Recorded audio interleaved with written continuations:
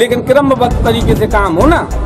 जो पैसे की दम पे किसी का आगे कोई 8 दिन से पड़ा है 50 किलोमीटर दूर का, उसका खाना पीना आता है, उसका 5-5 हज़ार रुपये खर्च हो गया। यहाँ का जो खरीद केंद्र चल रहा है ये पूरा भगवान ही भरोसे चल रहा है। यहाँ कोई व्यवस्था नहीं है, इन्होंने किसी किसान को सूचीबद्ध नहीं किया है, इनके पास कोई रजिस्टर नहीं है, कोई रजिस्टर नहीं है, बस मनमानी है, ये कोई सूची टांगते हैं।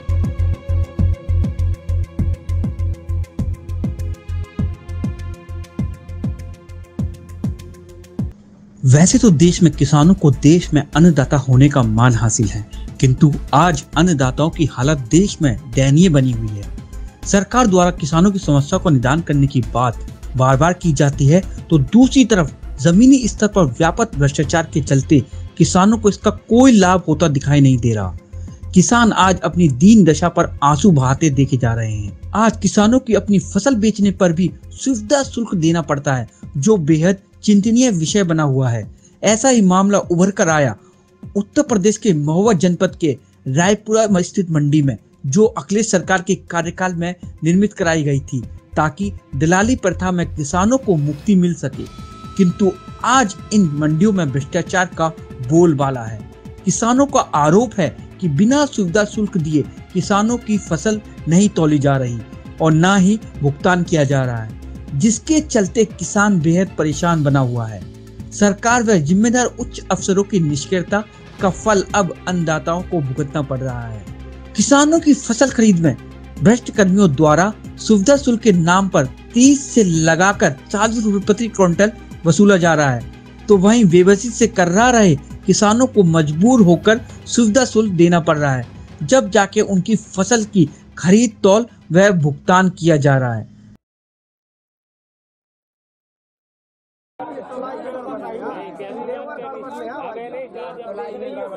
यहाँ पे ये समस्या है कि जो माल 3 दिन पहले से पड़ा है और उसमें कह रहे थे आज से तुलाई जारी होगी, तो इन्होंने जो शेष माल पड़ा था कह रहे थे सबसे पहले इसी में तुलाई जारी होगी और जो ट्रैक्टर खड़े हैं उनमें बाद में, लेकिन ऐसा नहीं हुआ है। जो पेमेंट पर ट्रैक्टर आए हैं उनका काम पहले जारी हुआ और छजना भी लगा दिया, और जो माल पड़ा था वो सब पास माल पड़ा था, कह रहे थे ये इसमें सबसे पहले तुलाई होगी, वो नहीं इन्होंने किया। और शिक्षार के लिए है तो कहा जा शिक्षार काट दो, तो ये सूपा में या अदर जगह पर शिक्षार बनाते हैं, 3-4 गुंडे बिठालते हैं और वहाँ पर किसान इनका ऑब्जेक्शन नहीं कर पाता। वहाँ किसान ऑब्जेक्शन करेगा तो उसकी जो सुटाई पटाई लगा देंगे, तो उस मजबूरन उसको 250 या 300 रुपये देना पड़ेगा, और नहीं तो उसको शिक्षार पर लटका देंगे। और किसान को पैसे की आवश्यकता, तो उसको मजबूरी में 300 रुपये या 250 रुपये देना पड़ेगा, नहीं तो पैसे के लिए झुलाते साले तेरा पैसा नहीं आएगा। तो काफ़ी चीज़ें हैं। मुख्यमंत्री जी की तरफ से तो बिल्कुल सख्ती है, वो तो बिल्कुल अपना सिक्का काम कर रहे हैं, लेकिन यहाँ पे जो काम पड़ा हुआ है पहले का शेष, सबसे पहले तो उसमें तुलाई, और जो ट्रैक्टर खड़े हैं किसानों के वो भी तोलना चाहिए, लेकिन क्रमबद्ध तरीके से काम हो ना। जो पैसे की दम पे किसी का आगे कोई 8 दिन से पड़ा है 50 किलोमीटर दूर का, उसका खाना पीना आता है, उसका 5-5 हज़ार रुपये खर्च हो गया 8-8 दिन में 3-3 हज़ार रुपये। अब किसी की पर डे मोटरसाइकिल चलती 50 किलोमीटर, तो 100-150 रुपये का तो उसका पेट्रोल ही बर्बाद हो रहा है। किसानों की गंभीर समस्या है। समस्याएं ही समस्याएं हैं यहाँ की, क्योंकि यहाँ की एक समस्या हो तो आपको बताई जाए। यहाँ का जो खरीद केंद्र चल रहा है ये पूरा भगवान ही भरोसे चल रहा है। यहाँ कोई व्यवस्था नहीं है, इन्होंने किसी किसान को सूचीबद्ध नहीं किया है, इनके पास कोई रजिस्टर नहीं है, कोई रजिस्टर नहीं है, बस मनमानी है, ये कोई सूची टांगते हैं। ये इनको कायदे से सूची टांगना चाहिए कि आज फला का नंबर है, आज फला का नंबर, ये कोई व्यवस्था नहीं है। इन्होंने जैसा कह दिया वही चल रहा है, मनमानी तरीके से काम चल रहा है, कोई सुनने वाला नहीं। जैसा कि चाचा यहाँ पर किसानों ने आरोप लगाया, अभी मेरी बात हुई है, उन्होंने आरोप लगाया है कि यहाँ पर पैसे लेकर कुछ काम किया जा रहा है। ये बात तो मैंने भी सुनी है, मुझको ये बात मैंने भी सुनी है। निश्चित रूप से ये गंदगी जो बोल रही है तो कहीं ना कहीं सच्चाई इसके पीछे है।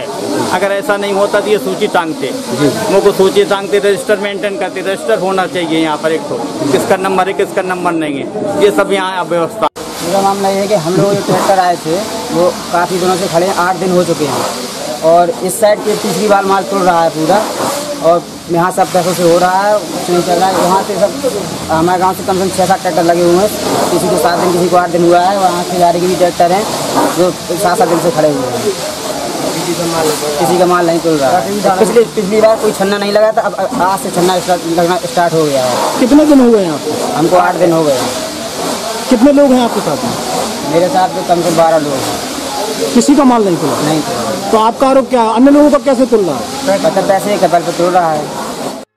ये महोबा से हमारे संवाददाता प्रशांत सोनी की रिपोर्ट।